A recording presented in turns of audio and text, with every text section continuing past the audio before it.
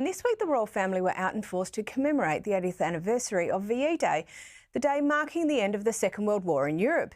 Now, there were a whole number of engagements during the week, ending on the 8th of May with the service of thanksgiving at Westminster Abbey and a Horse Guards parade.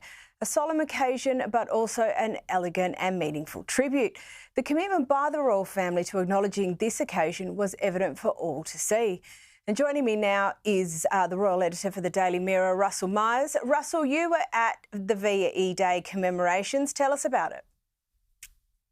Yes, I was. Hi, Caro. I mean, what an absolute privilege and a pleasure, first and foremost, to be involved in these commemorations because, you know, they don't come along very often. And of course, with the diminishing number of World War II veterans and indeed that greatest generation, it was really one for the ages. And I thought that the royal family really didn't take the spotlight. I think it was very important for them to commemorate the veterans, to celebrate what happened on VE Day 80 years ago. And we had those commemorations all throughout the week.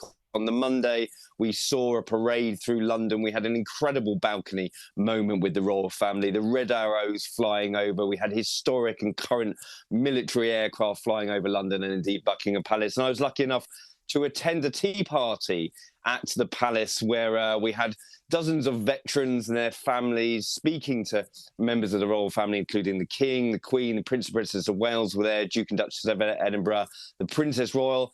And for his biggest royal engagement yet, we had Prince George as well, who I thought handled himself remarkably well and, really asking pertinent questions of the veterans. He was speaking to one veteran in particular, Alfred Littlefield, who was 101 years old. He was talking to him about, what was it like sort of being there in amongst it on D-Day.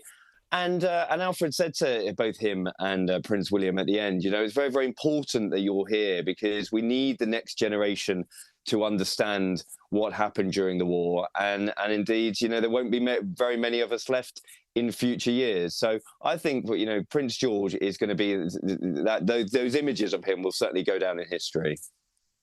Indeed, it is very important. And also that has happened this week, we have a new Pope for the Roman Catholic Church. Now, the King has offered his congratulations to Leo XIV.